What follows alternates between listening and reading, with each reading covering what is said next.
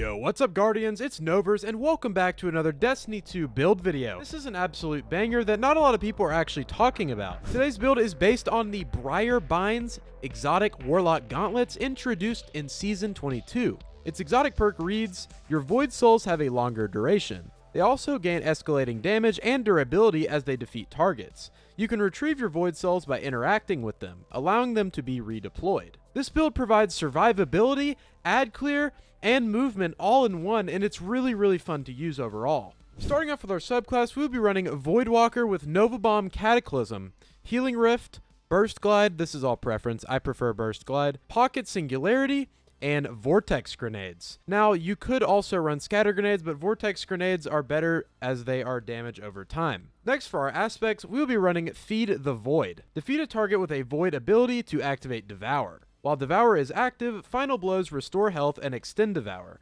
This is your main survivability aspect as it allows you to heal every single time you get a kill all the way to full health. Next, we have the backbone of this build, Child of the Old Gods. Cast your Rift to create a Void Soul. When you damage a target with a weapon, your Void Soul flies to them and drains them, doing damage and weakening them. When a target is being drained, you are granted grenade and melee energy if running Healing Rift, or health if running Empowering Rift. Now, we're going to be running Healing Rift, so we will be getting tons of ability energy. Defeating a target who is being drained by your Void Soul grants class ability energy. This is also going to be great for chaining your Child of the Old Gods over and over again. For our first fragment, we have Echo of Undermining. This is going to allow you to weaken targets with your grenades. This is an absolute must-have for any Void build on Warlock, Titan, or Hunter. Our next fragment is Echo of Expulsion. Void ability Final Blows cause targets to explode. Now, this is another great way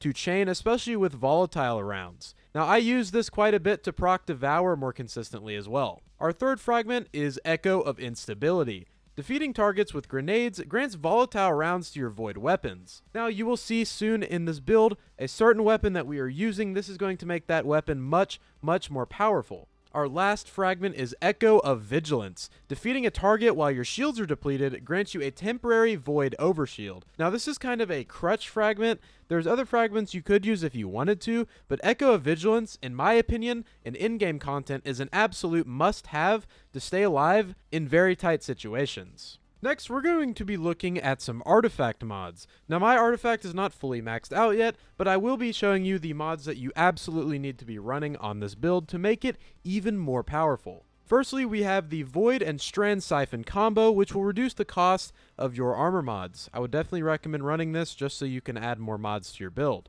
Next, we have Elemental Orbs Void. While using a Void subclass, Void Weapon Final Blows have a chance to spawn a Void Elemental Orb.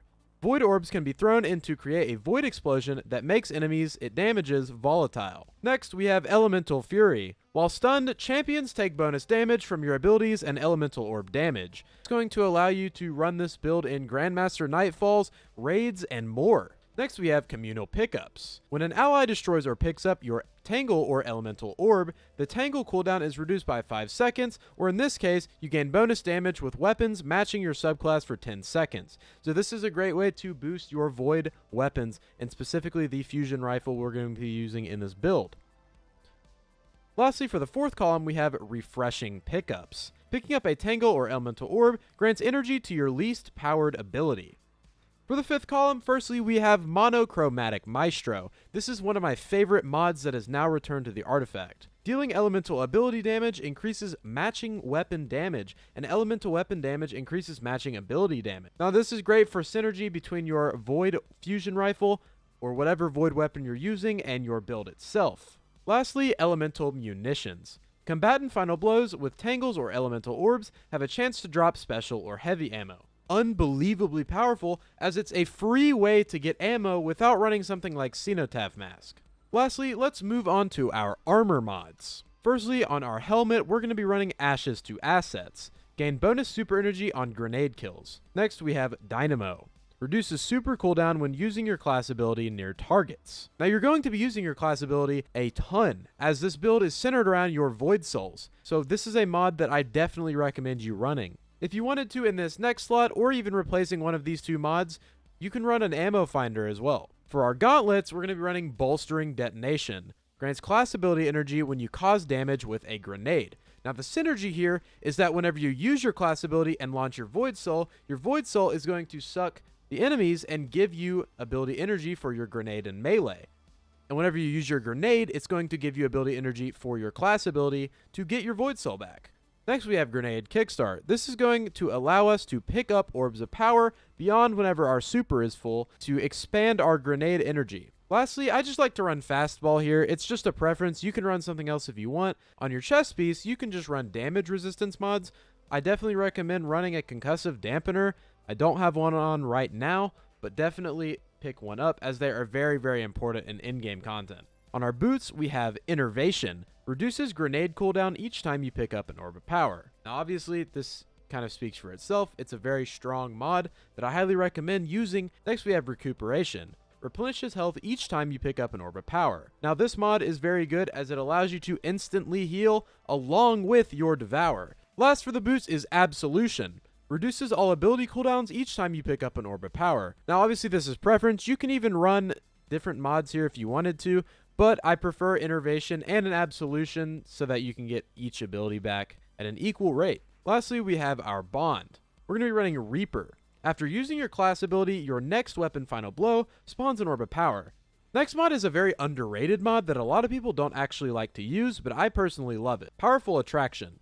Automatically collects nearby orbs of power when you activate your class ability. And being able to pick up orbs of power is good for not only survivability, but building up your armor charge. Our final mod on our Bond is Bomber. Reduces grenade cooldown when using your class ability. So again, just like this mod, it's the opposite. Instead of enhancing your class ability when you use your grenade, you actually enhance your grenade when you use your class ability. Now as for weapons in this build, I like to start off with a nice trusty old Fatebringer Time Lost or any other hand cannon in the primary slot. Now the reason why I use this hand cannon is because it has explosive payload and Firefly, which is a great add clear combo. It also got a 20% buff to red bars and 75% buff to orange bars. In the second slot we have Tessellation, which actually changes to Void with this build as it does adapt its damage type to match your equipped subclass. It also has a really cool perk that you can synergize with your grenades to load a large projectile that generates an elemental explosion on impact. Now in the heavy slot, I either run an Eager Edge Sword or something like Commemoration, as it does have a really good origin trait called Bray Inheritance, which gives me ability energy while dealing damage. Now if you wanted to, you could also run a different machine gun or a rocket or whatever weapon you wanted to. These are just two that I recommend. Thanks for watching today's video. If you enjoyed today's video and this build, consider hitting the subscribe button and dropping a like on the video as it helps out the channel a lot and allows me to do more build videos just like this. Have a great rest of your day, Guardians, and peace.